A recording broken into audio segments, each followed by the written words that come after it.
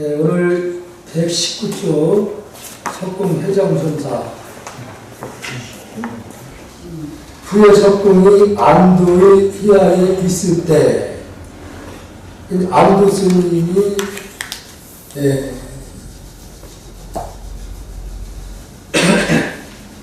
제자들 제도를 하고 있을 때, 교화하고 있을 때, 그때의 그 휘하에 석공이 아마 찾아갔던 것 같아요.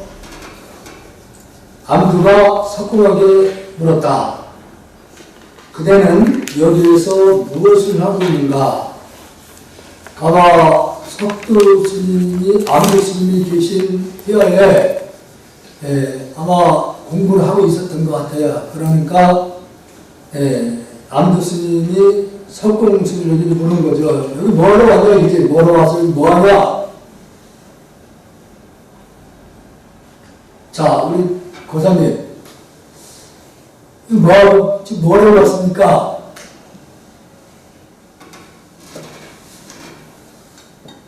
고사님, 뭐하러 좀 앉아 계신 거예요?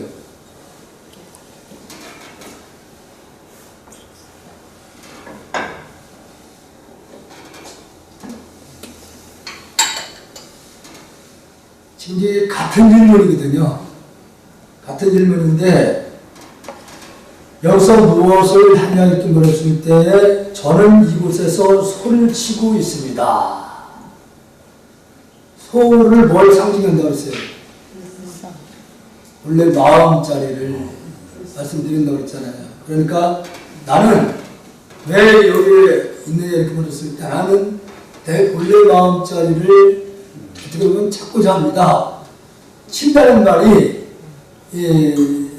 우리는 본래 마음자리를 찾는다고 할 수가 있는데 그게 답일까요?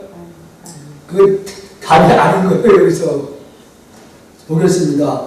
그러면 어떻게 소를 먹이는가? 그런 불성을 어떻게 키우는가 되겠죠. 풀에서 한번 자빠지면 재빨리 코를 끼워서 끌고 돌아옵니다. 아주 멋집니다. 여기서 소를 잘 먹이는구나. 요 문제하고 있어요. 풀에서 한 번 자빠지면은 이게 재빨리 코를 꿰서 끌고 돌아옵니다. 이 말은 어떻게 보면 풀에서 한 번 자빠지면은 이게 집착을 하면은 그렇게 볼 수가 있습니다. 집착을 하면은 재빨리 코를 꿰서 끌고 돌아옵니다. 이 말은 돌아온다는 말은 본래 나의 자리로 돌아옵니다. 집착을 했다가도 본래 나의 자리로 원래 돌아옵니다. 그리 얘기하니까 소를 그래 네 본래 자리를 잘 먹이구나 이렇게 안도 스님 말씀을 이제 해줬는데 이미 그 석공 스님도 공부가 많이 있는 거예요. 이렇게 답을 할 정도면 이 정도로. 다음에 약산 무언. 어느 날 약산 선사가 앉아있는데 석두가 그를 보고 물었다. 석두 스님이 그대는 여기서 무엇을 하고 있는가? 약산이 답하였다. 아무것도 하고 있지 않습니다. 그렇다면 한가롭게 앉아있구나. 한가하게 앉아있다고 한다면 하는 것이 듭니다. 석두가 물었다. 그대는 아무것도 하고 있지 않다고 하였는데 또 무엇을 하지 않느냐? 천명의 성인들도 알지 못합니다. 석두는 개성으로 약산을 칭찬하였다. 지금 여기서 두 분의 문답을 보면은 아까 그 질문하고 비슷한 질문을 할 수가 있거든요. 그대는 여기서 무엇을 하고 있느냐? 같은 질문이잖아요. 그러니까 아무것도 하고 있지 않습니다. 그러니까 여기서 사실은 아무것도 하지 않는다는 생각도 뭐예요? 이것도 망상인 거예요. 뭘 한다는 생각을 했어도 이건 망상이 될 거예요. 그러니까 여기서 아무것도 하고 있지 않습니다. 이렇게 답을 하니까 그렇다면 한가롭게 앉아있구나. 질문했어요. 한가하게 앉아있다고 한다면 만약에 한가하게 또 앉아만 있다고 하면은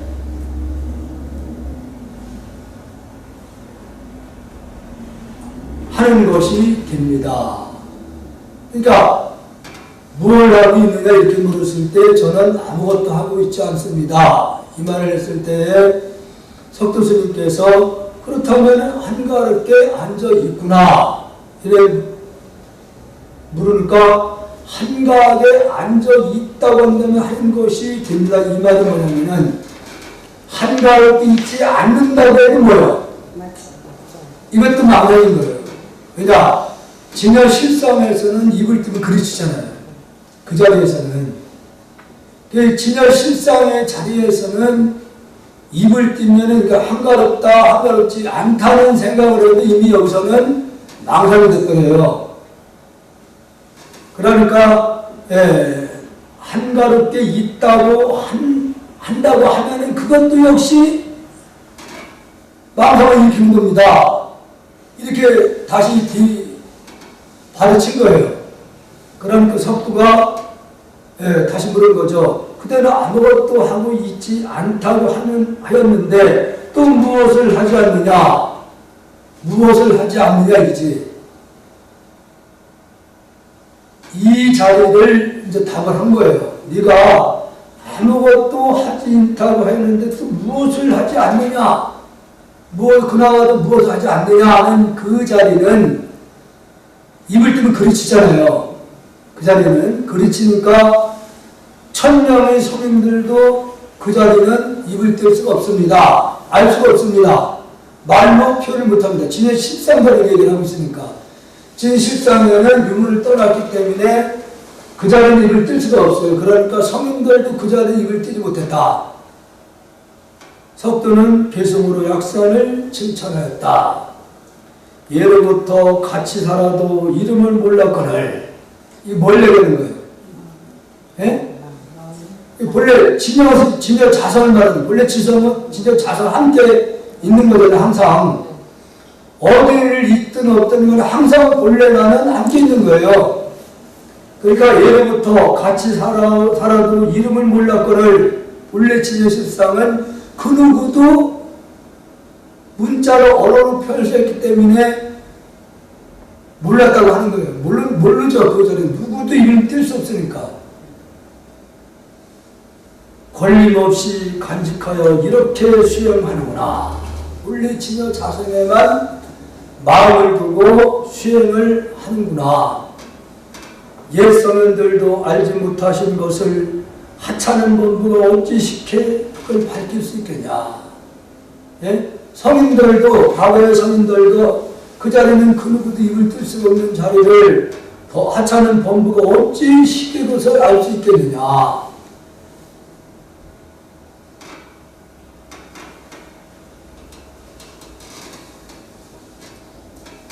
지금 인도에서 불교가 발생을 하고 아시아권을 경유하면서 중국에 이제 들어오면서요. 이 중국에 와서 이 선종의 즉 부처님이 본래 그 자리 차원에서 꽃을 피운 것이 중국 불교예요.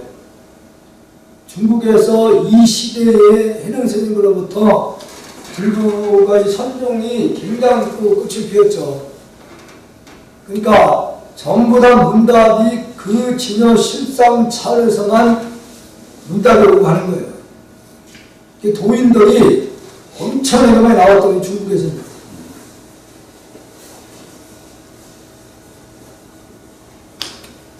다음은 위산 영선사. 위산 선사가 백장의 문화에서, 백장선사 스승이죠. 문화에서 전자로 있을 때일이다. 이 전자라고 하면 주로 사찰 살림 같은 이런 거 맡아서 의식 같은 거 이런 거 다 하는 스님인데, 백장이 대위산의 주지를 선발하기 위해서, 위산하면은 사찰 이름을 쓴 게 아니라 산 이름, 대위산이라는 산이 큰 산에 있었던 것 같아요, 이 절이. 거기 이제 주지를 선발하기 위해서 주지. 위하여 수자를 청하여 대중에게 말하게 하였다. 수자하면은 이게 이제 자선하는 스님들 위주로 수자라는 표현을 쓰는데 거기서 제일 오래된 분, 이번에 그 봉암사에 그 수자 스님 정명 스님인데 그 참 어떻게 원래 그 봉암사 뒷산이 참 험해요. 예. 그게 거기는 스님들이 매일같이 올라와서 그 지키고 있는 데가 있는데 외부에서 그 산을 타고 들어올까봐, 산을 타고 넘어올까봐. 그러니까 스님들이 그 구획 차원에, 행선 차원에서 이렇게 산행을 하다가 뭐 실족을 한 것 같은데, 그나마 지금 현대 지금 선사들 가운데에서 정명 스님이 상당히 그 공부가 많이 되셨다고 이렇게 좀 알려진 어린 스님이었거든요.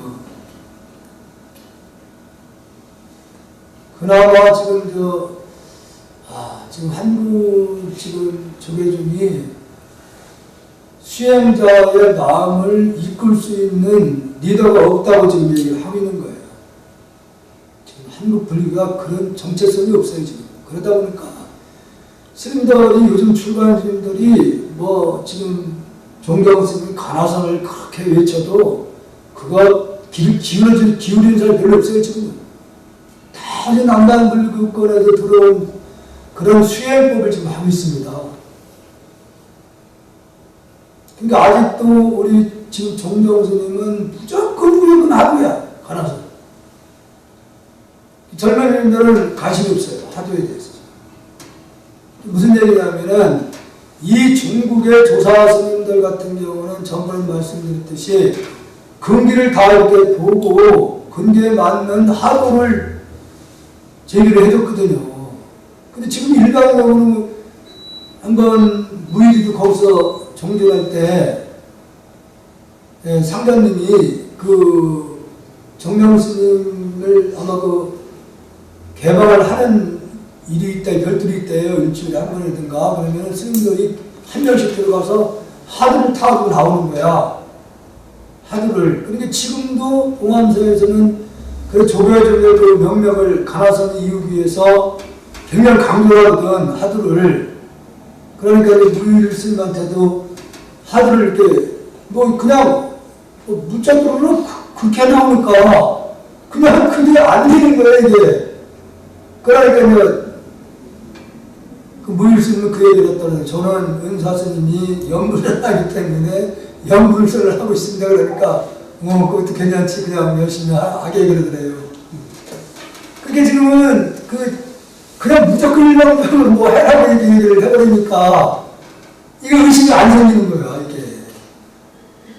그게 의심이 안 생기면 사고라고 해요. 죽은 공부라고 얘기를 하는 거거든. 현실적인 그래요. 그나마 그래도 눈밝은 스님이 계셨는데 지금 또 그렇게 그래야지 입적을 하겠다고 그러니까 참 안타까운 일이죠. 지금은 이 주지를 하기 위해서 그냥 선거를 하는 모습을 보면서 안타깝게 참 그지없는데, 옛날에는 주지를 서로 안 하려고 했대요, 옛날에는.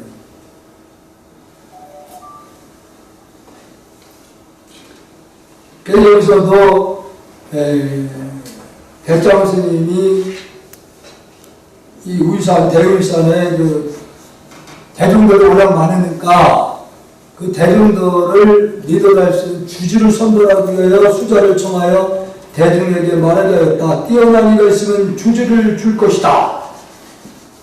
응?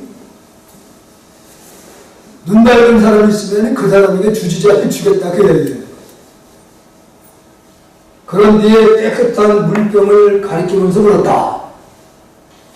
이것을 깨끗한 병이라고 할 수 없다면 그대는 무엇이라고 부르겠는가? 이게 의사한테는 어떻게 물은 겁니다, 이게. 네? 저것을 병을 가리키면서 저걸 깨끗한 병이라고 할 수 없다면, 깨끗하게 할 수 없다면 그대는 무엇이라고 부르겠는가? 수자 스님에게 이제 질문을 한 번 했네요. 자, 여기 계신 분들, 나는 이렇게 답하겠다.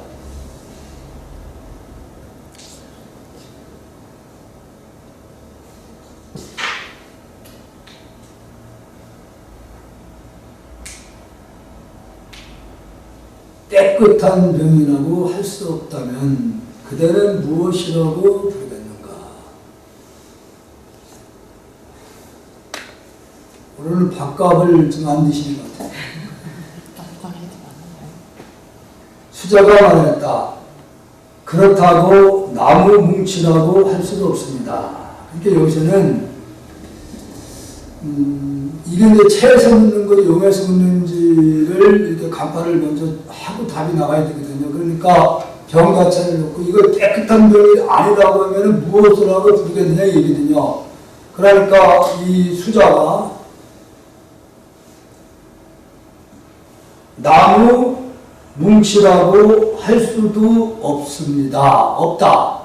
나무 뭉치라고도 할 수가 없다.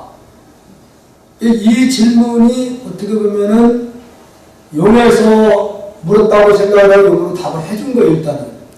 용이라고. 그런데 백장은 수자의 이 말을 인정을 안 했다고 얘기죠. 수긍하지 않았다. 그리고서 백장이 다시 위산 선생에게 제자입니다. 이렇게 묻자 똑같은 질문을 한 거죠. 이게 깨끗한 병이 아니라고 그러면 무엇이라고 말 수 있겠냐? 위산선자는 그 병을 발로 차 넘어뜨렸다. 이에 백장이 웃으면서 말했다. 수자가 위산에게 치고 말았구나. 그 문화에서 가장 오랜 수행을 하신 스님, 나이가 많은 스님을 보통 수자라고 불렀던 거예요. 이게 지금 정명 스님이 보감사에서 수자라고 불렀던 거예요. 머리 숫자를, 가장 우두머리. 네. 머리 숫자를 써서 이때는 머리 숫자를 씁니다. 그러니까 지금 이 수자 스님은 용으로 질문하는 건 줄 알고 용으로 답을 했던 거고, 이 의산 스님은 채로 질문한 걸 알았기 때문에 채로 답을 한 거예요. 입을 뚫고 그르치니까 그냥 그 벽을 발로 차서 그냥 무시하는 거죠. 어떻게 보면 이거 아니다 이지. 어떤 소리 하지 말라. 그럼 그겁니다, 이게. 그러면은 질문을 다시 보겠습니다. 저것이라고 말을 했어요. 저것. 그러면은 여기서는 어떻게 용이 들 수 있는 질문이기도 해요. 저것이라고 했으니까. 저것을 깨끗한 병이라고 할 수 없다면. 깨끗한 병이라고 할 수 없다면, 그러면은 병 자체를 부정해서 본래자를 여기 묻고 있었던 거예요, 사실은. 예, 이게요. 그래서 이게 질문을, 간파를 용에서 전향만 묻고 있는 거지, 체에서 묻는 거지, 빨리 간파를 해야 돼요, 그래서. 이런 부분들이 우리가 지금 질문하는 요체를 빨리 판단을 못하기 때문에 자꾸 이걸 해야 되면은 그르치는 거예요. 답이 안 나와요. 그래서 그 의상 스님은 똑같은 질문을 했을 때에 발로 차 넘어뜨린 거예요. 그건 입을 뜨면 그르친다 그 얘기죠. 답을 말로는 할 수 없다 그 얘기예요. 다시 이번에는 양산과 위산이 사용 사정입니다. 그렇다면 여기서 이미 위산은 어떻게 하면 백장 스님으로부터 인가를 받았다고 볼 수가 있어요. 요 한 문답을 통해서. 앙산이 위산 선생이 물었다. 사용 사정입니다. 무엇이 참 부처님이 머무는 곳입니까? 어떻게 보면은 위산이 먼저 백장 스님에게 이걸 받았잖아요. 사형이에요. 그러면 앙산 스님이 사제가 사형에게 물은 겁니다. 무엇이 참 부처님이 머무는 곳입니까? 이 질문 자체가 참 참 부처님이 어디 머물지 않는 곳이 있었어요? 없습니다. 그러니까 이 질문 자체가 어떻게 보면 용에서 묻는 거라고 볼 수가 있어요. 그러자 의상선자가 대답해야 돼. 생각이 생각 없는 현무함으로써 신령을 드는 빛의 무궁함을 돌이켜 생각하라. 생각이 다하여 그늘로 돌아가면 성품과 모습이 항상 머무르며 이치와 일이 둘이 아니고 참부처님이 여의하실 것이다. 어떻게 하면 위상이 앙상을 무시한 건데 여기서는 사실은 무시한 거예요. 논리적인 설명을 좀 해주고 있거든요. 논리적으로. 이거는 교학적인 부분이에요. 보면은 생각이 생각 없는, 그러니까 생각이 끊어진 자리, 그 얘기 얘기하는 거예요. 끊어진 자리에 현무함으로써, 그게 진궁이란 말이에요. 진궁묘. 그 현무한 자리, 신령스러운 빛이, 신령스러운 진의 실상, 무궁함을 돌이켜 생각하라. 본래 자기의 진여 성품을 돌이켜봐라. 생각이 다하여, 생각이 다 끊어지면은, 근원으로 돌아가면, 본래 자리로 돌아가면은 성품과 모습이, 성품이라는 것도, 모습이라는 것도 항상 머무르며 이치와 일이 둘이 아니고 참부처님이 여유하실 것이다. 본래 진여 실상에 머무르면 이치라는 것은 논리입니다. 이치와 생각이 둘이 아니고 마음이 둘이 아니고 참부처님이 여여하실 것. 이건 어떻게 보면 교학적인 말의 이 부분이 교학적인 겁니다. 그냥 이렇게 설의 진여 자성을 이해시킬 때에 이렇게 설명을 하기도 하는 건데 앙상이 이 말을 듣는 건 크게 깨달았다. 이게 어떻게 보면은 성문답이라고 볼 수가 없는데 앙사는 아직 눈을 뜨지 못했던 것 같아요. 그러니까 무엇이 참 부처님이 머무르는 곳이냐? 무엇이 참 부처님? 본래 진여 실상 자리를 치면 여기 물은 거를 볼 수 있는데 용에서 물었다고 봐야 돼요. 치면은. 그러니까 대답이 논리적으로 용으로 질문을 답을 해주고 간 거예요. 사실은. 이게 용의 답이에요. 용으로. 설명을 쭉 하잖아요. 근데 앙사는 사제는 이 말을 듣고서 깨달았다 그런 얘기죠. 위산선자가 앙상에게 물었다. 다시 사제가 사형한테 물은 겁니다. 이제는 위산도 눈을 떴고 앙산도 눈을 다 뜨신 분들이에요. 현무하고 맑고도 밝은 마음을 그대는 어떻게 아는가? 사제한테 물은 거죠. 사제한테. 현무하고 맑고도 밝은 마음을 그대는 어떻게 아는가? 앙산이 대답하였다. 산과 강과 대지 그리고 해와 달과 별들입니다. 이 질문도 어떻게 보면은 용에서 답을 하고 있는 거예요. 용으로다가. 다시 이제 용에 대한 설명을 하면은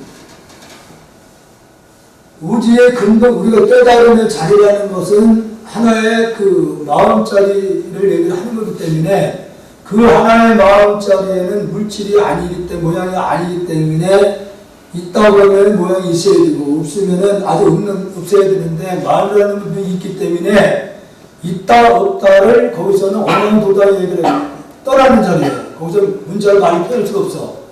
근데 그 자리를 통해서 그 하나의 마음자리에서 다양한 인연과 환경에 의해서 나타나는 세계는 비록 이름과 모양이 다르더라도 하나에서 마음에서 나왔기 때문에 역시 하나라고 얘기를 하는 거예요. 그 하나가 전체고 전체가 하나는 말. 법성계에서 일중일체 다중일, 일주일체 다주길. 이것이 뭐냐면은 하나가 전체고 전체가 하나는 말이에요. 그러니까 하나는 여기서 진의 실상의 본래의 그 어느 문자 떠난 자리를 그 자리에서는 하나는 말을 없지만 부득이 하나의 마음으로 되어 있는 자리를 하나라는 말을 썼고 그 자리에서 나타난 현장들을 전체라고 얘기해서 하나와 전체, 전체와 하나는 둘이 아니고 하나다 그런 얘기죠. 그래서 여기서 용이라고 했을 때는 용이라는 말이 쓸용자예요. 쓸용. 작용을 통해서 나타나는 걸 얘기하는 거예요. 작용을 통해서, 그러니까 보통 우리가 교리적으로는 인연에 의해서 나타나는 세계, 그래 인연에 의해서 환경에 의해서 나타나는 연결은 똑같은 모습이 존재하는 건 아무것도 없어요. 그 어떤 것도 같은 모습은 아무것도 없어. 쌍둥이라 해가지고서 자세히 관찰해 들어가면 다릅니다. 다 달라요. 아니 그러니까 이 세상에 나타나는 어떤 기계도 찍어내는 물질들도 다 다른 거예요. 똑같은 종류는 아무것도 없습니다. 왜냐? 그게 환경과 위치에 따라서 어떤 물질이라는 것도 시각까지 변하고 있으니까 굉장히 빠른 속도로 변하고 있는 존재이기 때문에 그 어떤 것도 따뜻한 데 있을 때와 찬 데 있을 때와 그 진동수가 바뀌는 겁니다. 진동하는 수가. 그러니까 우리도 밤에 따뜻한 방에 있을 때와 추운 곳에 있을 때하고 이 몸의 기운 차이가 생기는 거예요. 아니 똑같은 따뜻한 공간에 있는 물질들도 다 다르다는 겁니다. 그 어떤 것도 똑같은 모습으로 존재하는 건 아무것도 없어요. 그러나 모습은 다르다 하더라도 하나에서 나왔기 때문에. 그래서 예를 들면 이 볼펜을 내가 여러분 보이면서 이 볼펜이 어디서 왔는고 이렇게 묻는 것이 이게 용에서 묻는 거예요. 용에서. 볼펜이라는 것은 그 이름이 볼펜인 거예요. 그러니까 이 볼펜이라는 거와 그러면 이 볼펜이 어디서 왔는고 이렇게 질문했을 때 여러분들이 답을 한다고 했을 때 어떤 말을 해도 답이 되버려요, 이게. 예?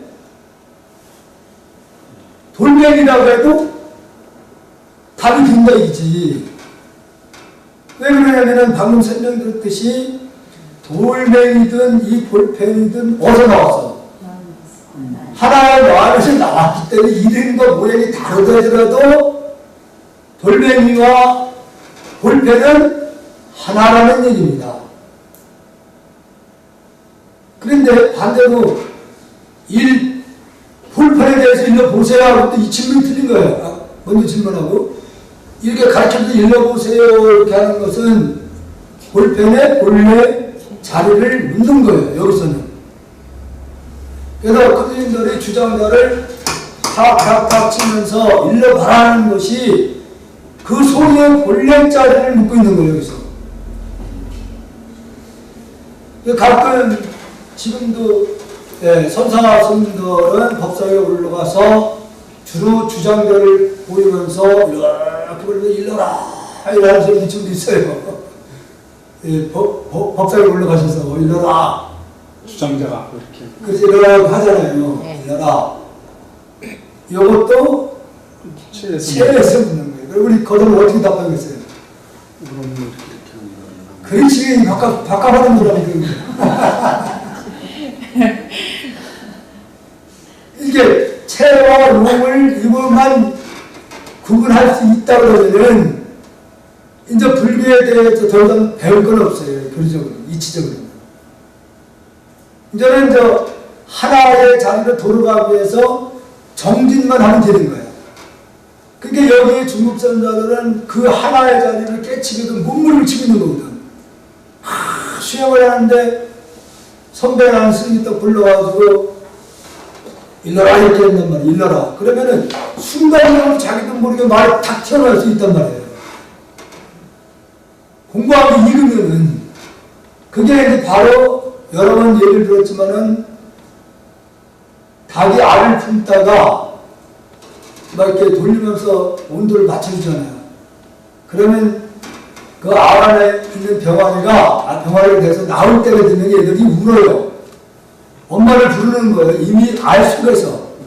그럼 어머니는 닭은 어떻게 어머니는 그걸 알아차려서 한번 탁 찍어주고 말아요.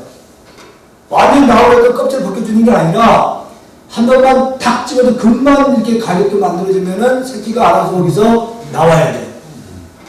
거기서 그 과정을 거쳐야만이 야생닭 같은 경우는 그래야지 적응할 수 있답니다. 근데 인위적으로 인간들이 홀라먹고 그렇잖아요? 홀라먹으면 얘들이 그 나올 때에 그 용을 쓰면서 나올 때에 자기의 어떻게든 세상에 나와서 살아갈 수 있는 거기서 힘을 잃게 나온다는 거야. 적응할 수 있는. 근데 인위적으로 홀라먹고 하면 힘이 무슨 돼요? 일반 기계를 가는 경우에는 이제 알을 떼먹기 위해서 하잖아요. 근데 그런 경우에는 어리가 없으니까 어떻게 해야 돼요? 주인들이 깔아야 돼요, 이렇게. 걔네는 이제 먹고서 알만 깔아는 거지. 어떻게 보면 인간들이 잔인한 거죠.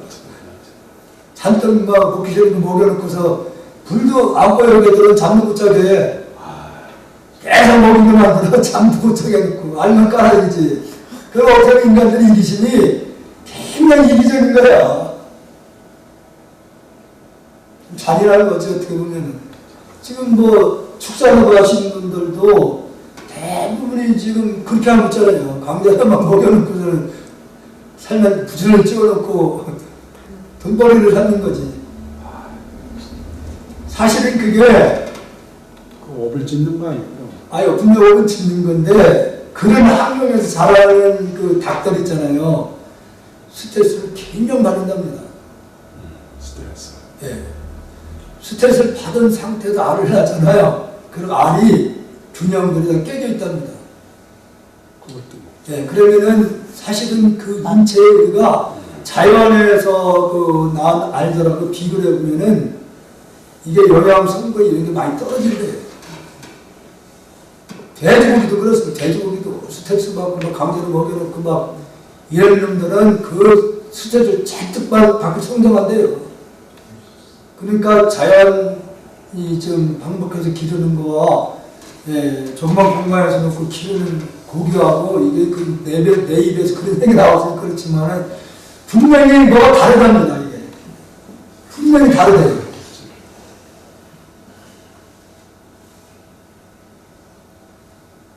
좀 아까 내가 유튜브에 지금은 아내는 지금 그 제목 요즘 화참 신곡으로 나오는 건데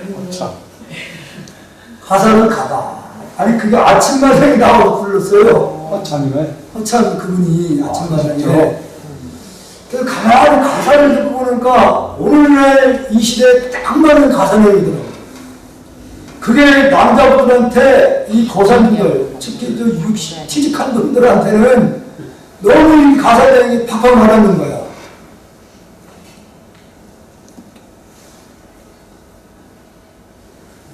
그래서 그 가사 내용이 너무 이 시대에 맞는 가사 내용이다 보니까 나이 드신 분들이 그걸 배우려고 굉장히 애를 쓴답니다. 우리 김은수 부사님, 처사님도 그걸 배운다고. 너무 그 가사 내용이 맞아, 이 시대에. 근데 반면에 그 부인들을 가둬놓고 지금도 그 왕국 시대처럼 부인들을 외쳐도 못하게 이렇게 하는 분들이 있어요, 지금도. 진짜 그분한테 얘기를 듣는데 눈물이 나오더라고요. 그러니까 스트레스를 엄청 받는데요. 잠깐 며칠만 하고 전화해가지고 어디 있느냐고. 지금 당신 어디 있어? 이렇게 계속 확인한다는 거예요. 그래서 대화를 하다가도 친구들 이웃집에서 마실 가서 대화하다가 해도 때가 어느 되면은 전화한다는 어디 있어? 그러면 진짜 시골공연 가서 이거 누구한테 간다는 얘기했단 말이죠. 앞에 들고. 근데 이런 분들이 대부분 병을 가지고 있어요. 병을 가지고 있습니다.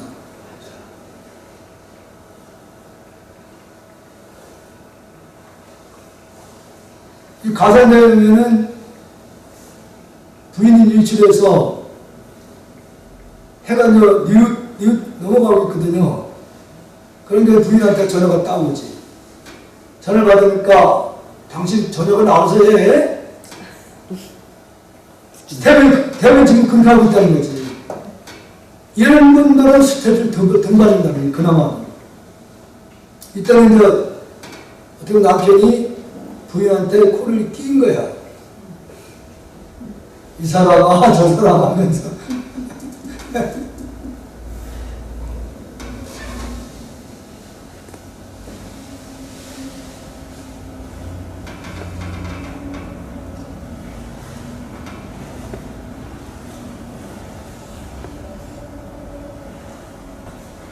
이거 어디부터 얘기를 한 거예요?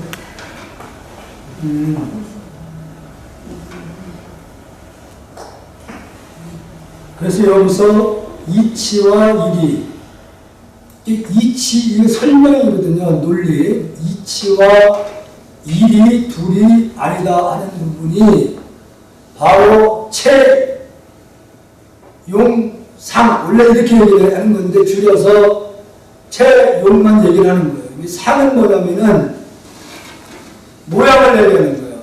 근데 그 모양이 절대로 형상상자를 안 씁니다. 서류상자를 써요. 왜 서류상자를 쓰는 거예요? 물질은 다양한 인연에 의해서 나타나는 거예요. 서류상자를, 서로가 인연이 돼서 물질을 나타나는 것이기 때문에 서류상자를 씁니다. 그러니까 본래의 마음 바탕자리에서 작용, 즉 용, 작용을 환경에 의해서 반응이 일어나면서 다시 말씀 우리가 지금 방금 예를 들었듯이 유튜브에서 아내는 지금 그 노래를 이렇게 나오는 걸 이렇게 듣다 보니까 거기에 내가 끌려가는 거예요. 그게 마음의 작용입니다. 그게. 그 노래를 들음으로 해서 내가 거기에 끌려간 거잖아요. 가사에. 그걸 보고 우리가 용이라는 걸 쓰는 거예요. 그 용. 그러면 그 노래를 딱 계속 듣고서 내용이 가사가 아주 좋아. 그러면 이게 결정이 된 거예요. 이게 좋다. 그러면 그게 상으로 만들어진 거예요. 그게 상. 네, 상이라고 하는 거예요. 이 생각도 어떤 생각을 자기가 딱 이것이다 결정짓는 거. 그게 또 상이라고 얘기를 하는 거예요. 그래서 지금 우상이라는 말 쓰잖아요. 우상. 우상이라는 말도 그 상자가 사실은 다른 용어에서 쓸 때 보면은 그 상자가 서로 상자를 안 써요. 상자를. 근데 불교에서만 그 상자를 서로 상자를 쓰고 있고, 그리고 또 신이라는 글자 있잖아요. 신. 귀신 신자 있잖아요. 귀신 신자도 불교에서는 이 불교적인 내용에는 절대 귀신 신자가 안 나와요. 몸 신자가 나와요. 몸 신. 무속이나 아니면 매도 쪽에 산신이나 아니면은 이런 신중이나 이런 데서 귀신 신자를 쓰는데 불교 자체에서는 귀신 신자가 안 나와요. 나오지 않습니다. 그러면은 일반적인 그 용어 가운데 귀신을 말을 불교에서는 어떻게 쓰는 거예요? 예? 영가라는 말 쓰고 있잖아요. 영가. 예, 신령, 그래도 비록 죽은 자지만 신령한 자리는 갖추고 있다 이거지. 신령명자. 영가. 가짜가 몸의 가짜를 써요. 왜 몸의 가짜를 쓰는 거예요? 업에. 업에 끄달려 있기 때문에 몸의 가짜를 쓰는 거예요. 영가라는 말 쓸 때. 근데 우리도 언젠가 돌아가시면은 집착했던 것이 있다고 하면은 그 집착에 돌아가신 다음에 하고 있다면 그것도 용가예요. 그게 그 생각이 집착한 것에 의해서 본래 성품이 가려졌기 때문에 멍을 쓴 거죠.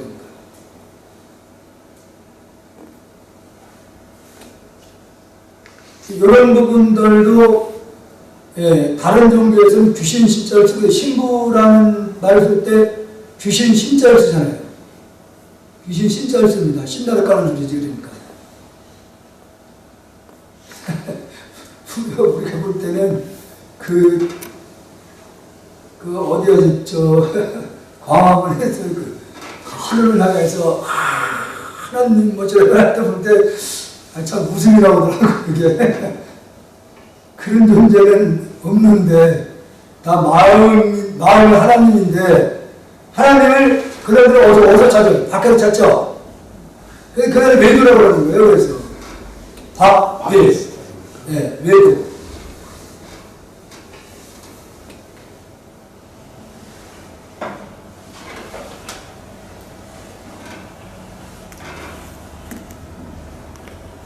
여기서 산과 강과 대지 그리고 해와 달과 별들입니다. 여기 질문이 현무하고 밝고도 밝은 마음을 그대는 어떻게 아느냐. 그러면은 아까 말씀대로 세가 용이 두 개 하나예요. 하나라고 했기 때문에 여기서 양산이 답을 한 것이 산과 강, 대지, 이 대자연과 해와 달과 별들입니다. 하나입니다. 그 얘기예요. 그러니까 그대는 그 일만 얻었을 뿐이다. 이치적으로만 알고 있구나. 조금 전에 하상께서 저에게 무엇을 물으셨습니까? 현무하고 맑고도 밝은 마음을 물었지 않습니까? 그것을 일이라고 말할 수 있습니까? 그걸 말이라고 하는 얘기지. 그것을 그러하다. 그러니까 이 질문 자체가 본래 진여 실상을 이미 이 위산을 암산을 알고 있는 거 없는 거예요. 이 알아 깨달았거든요. 깨달은 사람한테 현무하고 맑고도 밝은 마음을 물었단 말이야. 마음을 물은 거예요. 그럼 마음 아닌 게 없잖아요.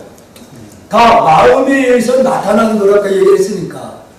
이게 스타트가 됐든 마이크가 됐든 다 이건 마음에 의해서 나온 거기 때문에 그 진여 실상의 작용을 통해 나타나는 이 마음, 이 스탠드 마이크도 마음이라는 얘기입니다. 결론은 뭐냐면.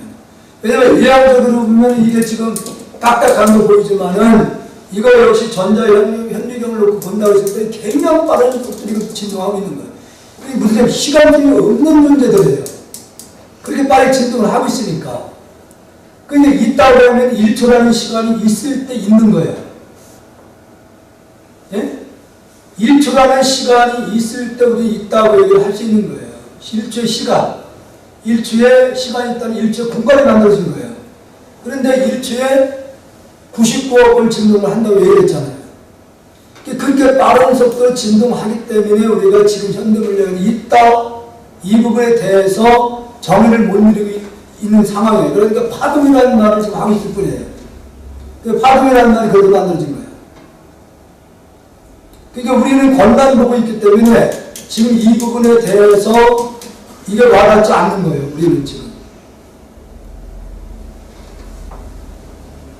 그래서 여기서 강과 상이나 해와 달, 대자연도 역시 마음이라 그런 얘기입니다. 이것을 우리가 인격적으로 마음 부처님이라 얘기를 하니까 마음을 부처님이라니까 그 부처가 작용을 등 나타나는 것도 다 부처라고 얘기를 하는 거. 이게 그래서 그 정정천 성철 스님께서 보이는 만물은 관임이고 들리는 소리는 명이라는 말이 그런 차례인 거예요. 이게 보이는 게 다 관세음보살님이라 그 얘기예요. 보이는 게. 지금 설명드린 대로 본래가 부처라 얘기했을 때 본래 마음이 그 부처가 작용을 통해 나타나는 것도 역시 뭐예요? 부처라는 얘기입니다. 그런 차원에서 성철 스님께서 보이는 만물은 관음이고 들리는 소리는 다 묘음이라고 얘기를 하면 진리다.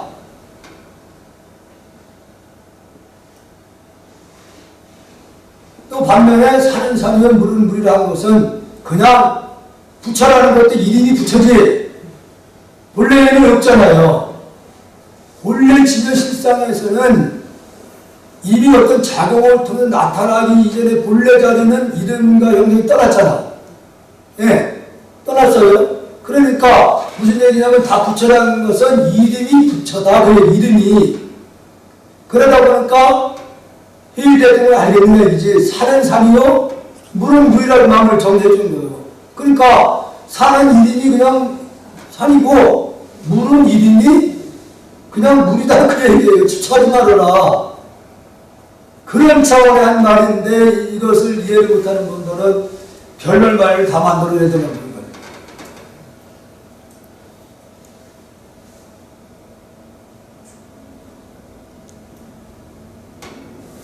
그래서 이런 표현들 이제 선종사에서 스님들이 이제 쓰다 보니까 다 붙여진 게 없다 그러니까, 아마 여러분들이 그 이성계하고 루압스님하고 일화에서 보면은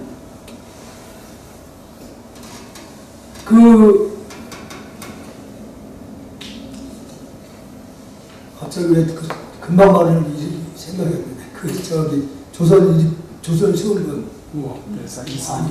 이성계는 저번에도 말씀드렸듯이 그 아들 때문에 속을 엄청 썼잖아요. 형제들 자기 아들까지 다 죽이라니까 얼마나 꼴보기 싫지. 그래서 한번으로 숨은 거예요. 피한 거예요. 더러워서 나 안 되겠다. 그러니까 이제 태종은 어때? 아버지가 없으니까 백그라운드가 멀리가 있으니까 좀 불안하잖아. 그러니까 아버지를 가까이 모시고 싶었던 거예요. 그러니까 믿을 만한 신하들을 계속 보낸 거예요. 한국으로 다. 원래 인간이면 다 이성계가 잘 죽이는 거예요. 너도 똑같은 일인가. 그래서 하원 자세라는 말이 그래도 만들어진 거고. 그래서 나중에 그 태종이 이방원이가 아버지가 생전에 무학 스님을 가장 존경했던 스님을 이제 아는 거야. 그 무학 스님을 보냈던 거지. 근데 워낙 그 지금 이성계가 이게 지금 신경이 예민한 분이니까 그런 밥벌을 딱 써요. 어떤 말을 써요. 송아지와 얼마 되지 않은 송아지와 애미를 그 이성계가 머무르는 곳에 가까이 이렇게 붙들어 내놔. 한 놈은 저쪽에다 새끼는 멀리 놓고 어미는 가까이. 근데 어미도 송아지를 보고 계속 울잖아요. 그 송아지는 또 역시 어미를 향해서 계속 울잖아요. 어떻게 보면 무학스님이 지혜를 낸 거야. 그저 이성계 마음을 좀 흔들어 놓게 해서 약하게. 그러니까 지금 그 상황이 비록 아버지가 아들은 그렇게 미워한다고 해도 마음속에서는 또 그렇지 않다는 얘기죠. 그게 송아지와 의미를 보여주면서 자연스럽게 지금 내가 아들을 좀 미워도 저처럼 나를 찾고 있구나. 송아지가 어미를. 그러간 다음에 찾아갔던 거예요. 이 부학스님이. 찾아가니까 어떻게 자기가 또 그 스승을 모셨던 스님이니까 어떻게 할 수가 없잖아요. 근데 반갑게 맞이해서 같이 차를 마시면서 오래간만에 농담이나 합시다 그랬단 말이에요. 이성계가. 그래 그렇게 하시죠. 그러니까 한참 이성계가 무학생 얼굴을 한참 이렇게 들여다보더니 그 대사는 꼭 그 멧돼지 같다고 멧돼지 같이 생겼다고 얘기해 그러니까 아무 말씀을 이제 안 하고 있으니까 대사도 한마디 하시라고. 응? 오늘 농담 하자고 했으니까 하자고 그러니까 이렇게 무학생 이렇게 보시더니 부처님입니다. 부처님이다. 이게 이 말을 하는 것이 무학생 입장에서는 그런 차원, 부처는 게 없으니까. 좋은 차원에서 부처가 되는 거지. 그러나 이 선종대 선문답에서는 목숨을 건 이 선문답에 갈 때는 이게 부처가 아니라 다 그림자예요. 그림자.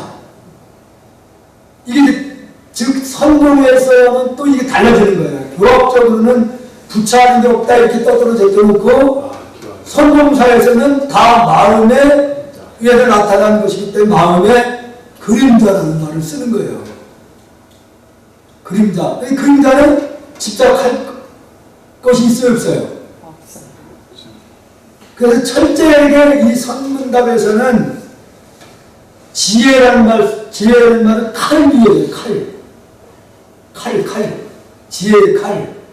번뇌를 착착 칼처럼 끊어내라 이거지. 칼과 끊어내듯이. 그래서 부처님 우리가 삼전부를 보실 때도 보면은 문수를 지혜를 상징하지만은 칼을 차고 있는 모습들을 가리고 있어요. 번뇌를 그 지혜로서, 지혜는 여기서 우주를 하나로 보는 견해를 지혜라고 하는 겁니다. 그 자리에서는 이 현장이 나타나는 건 다 뭐라고 했어, 금방? 그림자라고 했잖아요. 그림자니까 하나 차원에서 그 지혜로 이 현상에 나타난 집착에 대한 것을 단번에 끊어버려야 돼요. 단번에.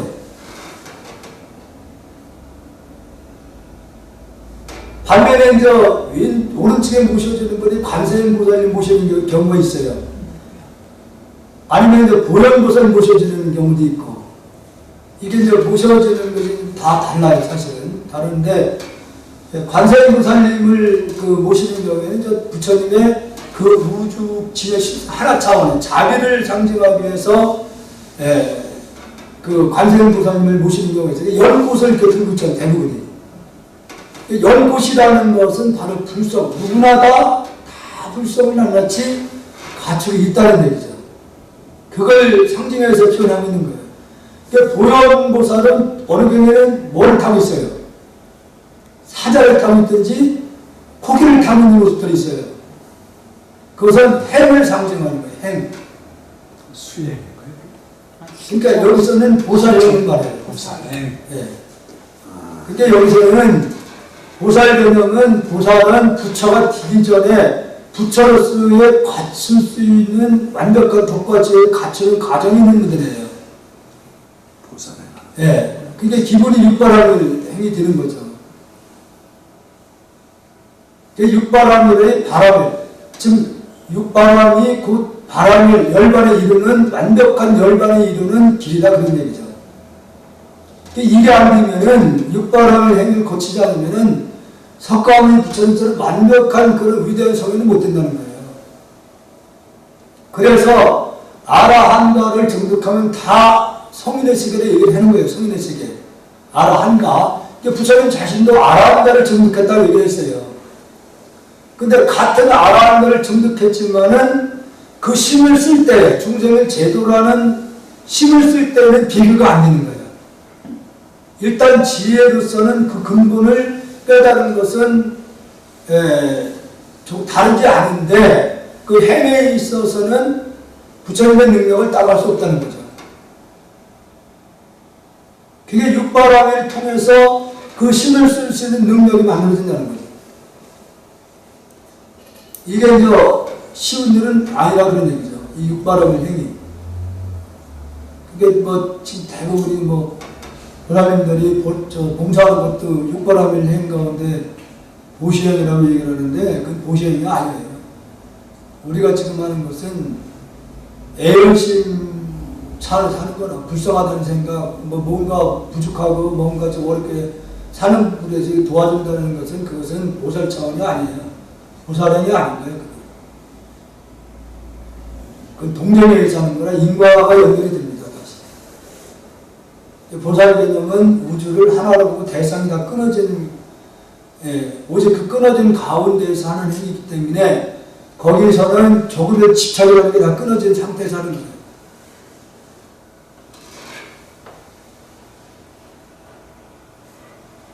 다음은 조조 종신. 이게 중국 그 불교 역사에서 보면요, 이 조조 스님이 화두를 가장 많이 만들어 놓은 스님이에요. 근데 이 스님은 원래 시골 그 출신, 굉장히 어려운 가정에서 자라서 키도 굉장히 작았답니다. 키가, 그러니까 외형적으로 보잘것없는 스님이었대요. 나중에 어떻게 이 조주 스님이 평가를 하냐면 제2의 석가라고 불렸습니다. 원래 이 조주 스님에 대해서. 이게 120세까지 살았거든요. 120세까지 살다 보니까 아마 키 큰 사람도 오래 못 산다는 것이 좀 느껴지더라고요. 키 작은 사람들도 오래 살아요. 키 작은 사람들이. 그러니까 그 제자들 가운데는 막 보통 60세 옛날에 다 돌아가셨잖아요. 그렇죠, 60세. 근데 이 조주식은 당나라 때 아마 그때를 봐야 되거든요. 그러니까 우리 신라, 삼국시대. 신라 때에 그렇게 오래 사는 분들이 살아 70까지 그 정도 오래 사는 분들이 그 정도밖에 못 살았다고 봐야 돼요. 그 시대에. 근데 이 조주식이 100살 이상을 건장하게 사시니까 막 손자들까지 다 먼저 죽는 거야. 손자들까지. 제자들이 굉장히 많았답니다. 한 번은 100세 때 100세 때 고향을 가는데 그 제자들이 많으니까 어떻게 보면 가마 같은 데 모시고 고향으로 가는 길이었어요. 고향으로. 그 제자들. 이 뒤에 제자들 얼마나 많이 따라. 그러니까 그 마을에서는 난리가 난 거야. 해달라면 어떻게 그거죠? 근데 그때 마침 그 할머니 한 분이 그 할머니도 영상을 많이 들었던 것 같아요. 그게 이 조조스님의 숙명 있잖아요, 숙명. 이렇게 가마에 타고 이렇게 못을 보고, 저기가 아니야? 그 이름을 부리면서. 그래, 여기서, 그래서 스님들이 고향에 가까이서 절대 스님을 하지 말라고 했어요, 그래서. 알아보니까. 아니, 알아보는 게 아니라, 무시, 그 예를 안 갖추고 하니까, 제자들은 그 부처님 같이 모시고 있는 스님을 이름을 막 부르고 저기 하니까, 무식하게.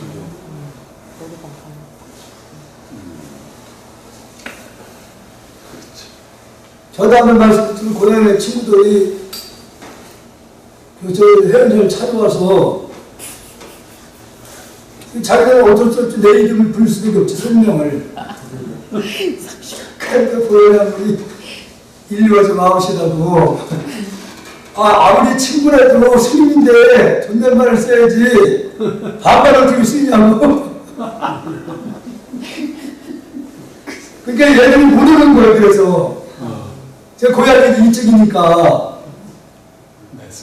그래 이쪽이다 보니까 이게 그래서 이게 친구들이 한 명도 또 어디 무슨 병원이야 여기 지금 저 병원 사직군에 있는 병원.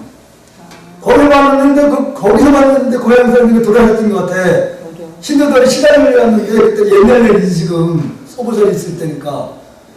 그러는데 나를 보면서 막 야 상시가 그러니까 그 소보살님이 그 스님한테 그 상신경을 상처없는 소리야. 모르니까 저도 안 가는구나. 모르지. 이 조조 스님이 그런 경우였던 거예요. 근데 그게 다른 도중에 아차는 생각이 드는 거야. 부모님들이 잘 안 계시는 거고. 그냥 한번 자기가 태어난 고향을 가보겠다 했는데 가는 도중에 마을 사람들 알아보면서 막 이름을 막 불리고 그러니까 아이고 안 되겠구나. 돌아가자. 돌아왔답니다. 그래서 이제 그 조조 스님의 일화로 인해서 출가하면은 가까운 고향에서 승려생활을 하지 말아라. 그렇게 그런 말을 만들어졌어요.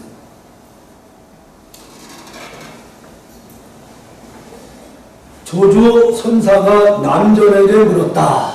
남전 스님에게 어떤 것이 도입니까? 어떤 것이 도? 이 질문이 아마 하긴들이 조조 스님이 제2의 석가라고 알려지니까 정말로 많은 하긴 스님들이 이 조조 스님을 칭견하기 위해서 엄청나게 많이 몰려들었답니다. 그러니까 이 남전 스님도 조조 스님에게 어떤 것이 도입니까?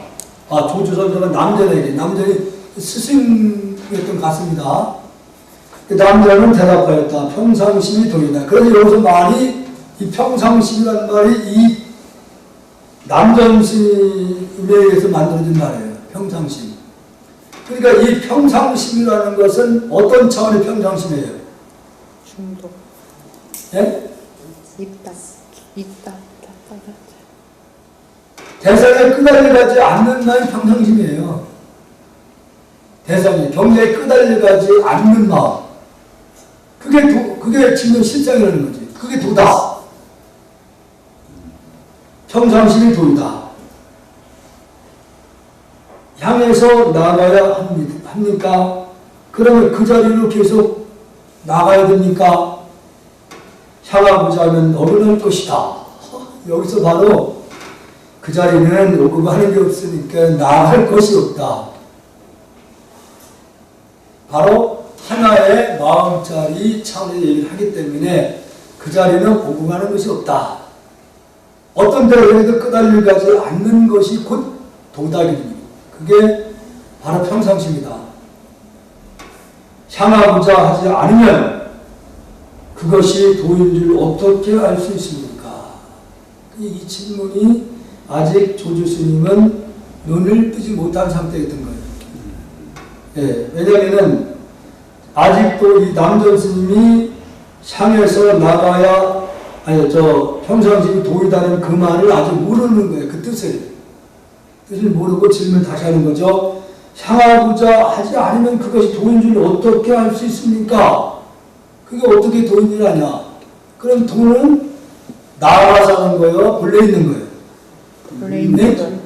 도는 본래 있는 거기 때문에 나가서 보는 게 아니다. 본래 있다 그런 얘기예요. 근데 그때의 조주 스님은 나간다는 얘기는 어떻게 보면 정진을 뜻할 수도 있어요.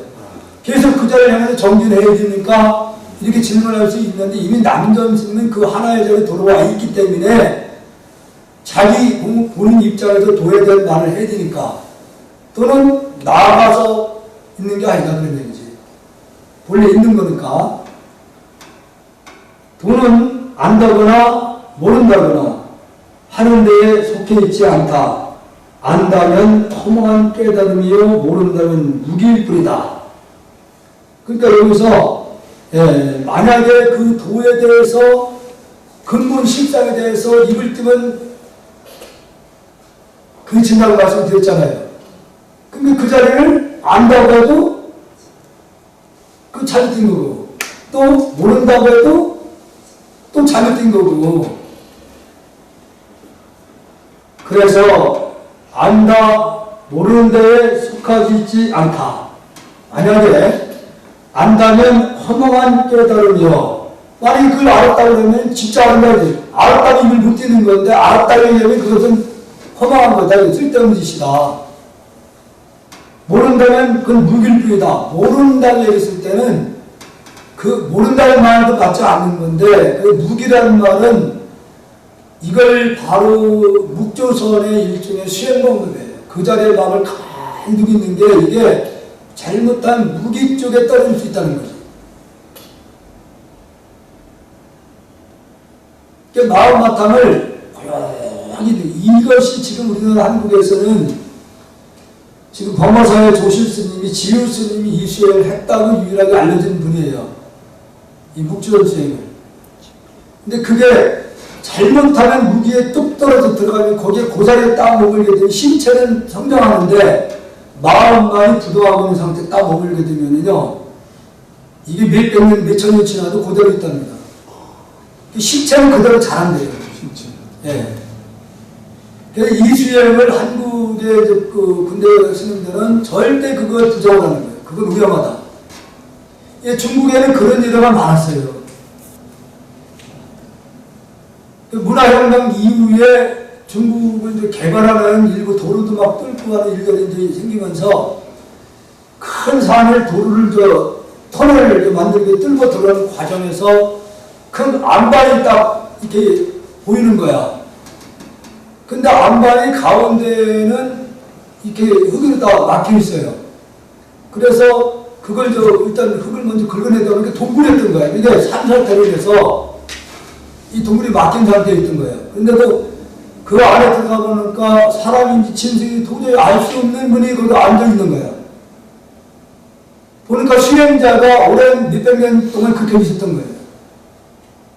이게 손가락으로만 머리카락을 잘하니까 이게 손가락을 둘둘 말려 보니까 그 사람인지 이게 짐승인지 알 수 없을 정도로 모습이 바뀌었다는 거지.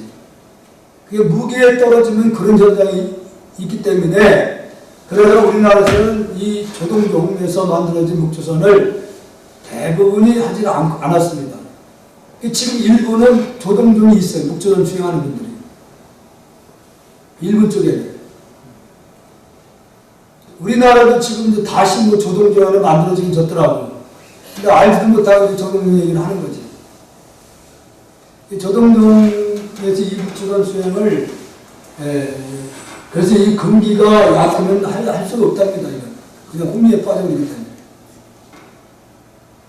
만약 생각으로 미칠 수 없는 도에 진실로 통달한다면 생각이 끊어진 자리에 도달하면 허공과 같이 탁 트이고 훤히 통할 것이니 어찌 억지로 시비할 수 있겠는가. 이 얘기 무슨 얘기냐면 모든 경계를 다 놔버리면은 본래의 그 진여 자성이 그냥 드러난다는 얘기예요. 지금 우리는 이게 안 되잖아. 그러니까 묵조원 수행에서는 그냥 마음을 가만히 이렇게 두고만 있으면 생각이 모든 것이 다 끊어지면은 그냥 본래 자성이 드러난다는 얘기예요. 이게 조동종의 묵조원 수행인데 이게 굉장히 어렵습니다. 그냥 가만히 우리는 1초도 못 있어요. 아니 10초도 못 있습니다. 별별중에 그 순간에 들어오지. 그래서 지금 하부나 조사선 수행에서 뭔가를 연구를 하는 것은 연구라는 이름을 통해서 생각을 집중시키고 생각을 못 들어오게 하기 위해서 하는 거예요. 근데 가만히 있으면은 이게 생각이 엄청 막 별별 생각이 들어오니까. 그래서 굉장히 위험한 수행이라 얘기를 하는 거예요. 그래서 근본의 그 도 자리는 이미 낱낱이 다 갇혀있는 자리이기 때문에 여기서 억지로 시시비비를 시비한다고 하면은 오히려 지가 도가 가려진다는 거죠. 그냥 나 몰입이 시비를 끊어지면은 있다 없다는 생각이 끊어지면 그냥 드러난다는 거예요. 선사의 말을 듣고 크게 깨달아. 이때에 조주스님이 여기서 남전 스님을 통해서 문화에서 깨달았다 그 얘기죠. 어떤 스님이 조주선생에게 물었다. 이 조주스님은 저 한 소식을 한 겁니다.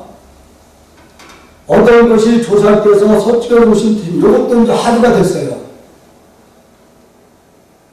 설해교의 그 한문으로 달마 스님이 서쪽에서 온 뜻이 무엇입니까? 이거거든요. 서쪽에 조사라면 여기서 달마를 얘기하는 거예요. 이제 서쪽에서 오신 달마 스님이 오신 뜻이 무엇이냐? 그래서 내가 이 달마어록을 강의를 하면서 이제 책을 낼 때 고민을 참 많이 했어요. 부제를 어떻게 붙일 것인가. 근데 역으로 달마는 서쪽에서 오지 않았다. 이렇게 이제 부제를 책에다 붙여놓은 건데, 이것이 일반인들의 불교의 그 선을 하시는 분들은 달마 스님이 서쪽에 오신 뜻이 무엇인가, 이게 하루에 하나인데, 공안인데, 어째서 스님은 오지 않았다는 걸 왜 썼냐, 이거거든요, 이게. 내가 참으로 내가 서울 종로에 가서 식당에 가지고 지금 그 신문 매체마다 종교 기자들이 다 있더라고요. 조선이면 조선, 매일 다 그 종교 기자들이 따로 있더라고요. 네. 그래서 이제 문답을 질문하면서 답을 해주고 그랬는데, 왜 오지 않았느냐, 이건 왔다고 얘기했을 때는 이제 하도를 주기 위한 방편을 한 거지만은 조사서에서는 달마스는 원래 온 것도 한 것이 없다. 원래는. 그래서 부제를 이건 조사서 차원에서 붙인 이름이기 때문에 가나선 쪽에서 왔다고 했을 때는 어떻게 보면은 좀 거부감이 일어날 수 있다 그런 얘기죠.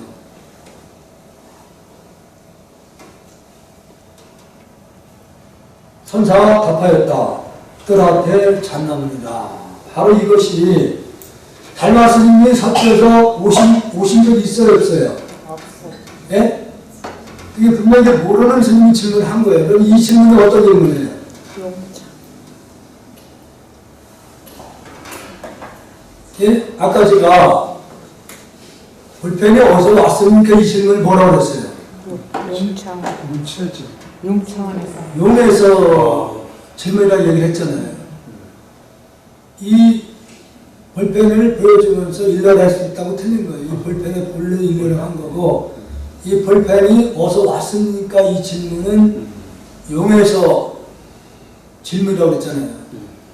용의 질문이면 어떤 걸 해도 하나라고 했기 때문에 다른다고 얘기했잖아요. 그러니까 여기서도 닮았으면서 오실 뜻이 무엇입니까? 질문 자체가 용에서 물은 거예요.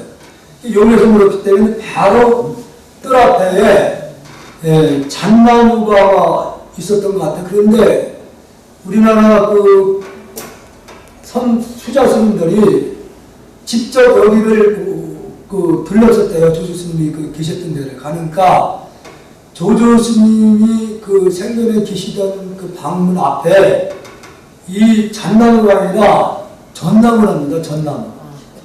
예. 전나무가 굉장히 지금 엄청나게 크답니다. 지금이? 예, 지금 이때요. 전나무랍니다. 그러니까 나중에 이게 전나무가 잣나무로 바뀌자는 생각이 들어요.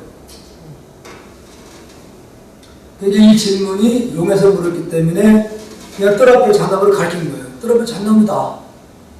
그러면은 이 질문한 스님은 어때요? 예? 의심이 생겨 안 생겨요? 생기죠. 그렇잖아요. 왜냐하면 아까 말씀대로 조조 스님은 제2의 석가라고 불릴 정도로 도가 높았던 어른이었는데 헛된 소리 할 분은 아니다 그런 얘기지. 그러니까 닮았으면서 지금 오신 뜻이 무엇입니까? 그러니까 이 떠나고 하느니라 정병맥주 이렇게 단 말이에요. 그러니까 그게 합의가 되는 거예요. 그 질문한 스님은 왜 뜰 앞에 닮았으면 오신 뜻이 뜰 앞에 잣나무인가? 왜 뜰 앞에 잣나무인가? 이것이 그 수행하는 분의 마음에 고민거리를 만들어주는 거예요. 그래서 그 생각이 머리에 떠나지 않으면 그게 뭐예요?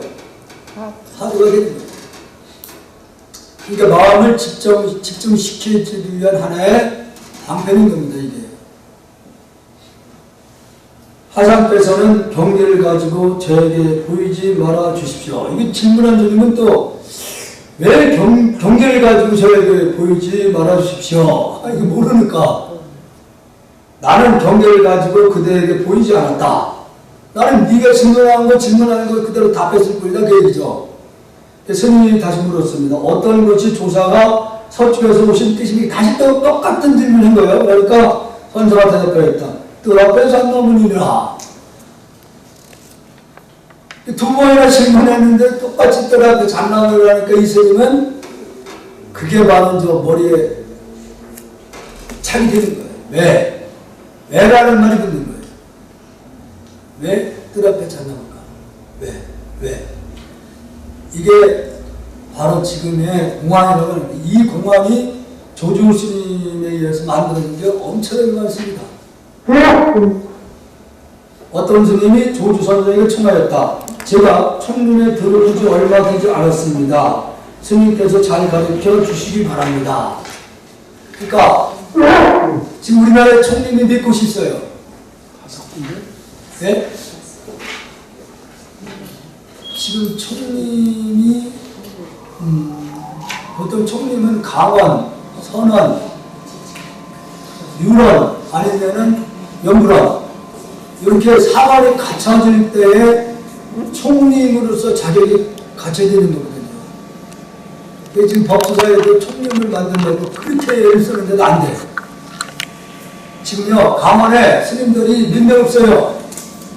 전국 강원들이 지금 다 그래요. 지금 해군들이 없으니까 공부를 지금 출발하는 스님이 있다 보니까 강원에 스님들이 없어요. 보통 20명 정도가 갖춰졌을 때 강원에 그 학교로서의 기분이 갖춰지는데 지금은 10명 대부분 10명이거든요. 지금.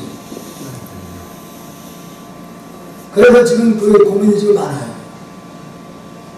그래서 이제 지금 강원 교육이 이제 출발하는 분이 많지 않고 그러다 보니까 그러면 현대식 교육을 갖춰야겠다. 얘는 한문식 교육이 아니고 주로 지금의 젊은 세대는 자기가 공부하고 싶은 영어나 회화 이쪽으로 다 지금 하고 싶은 걸 하기로 만들어졌어요. 지금은.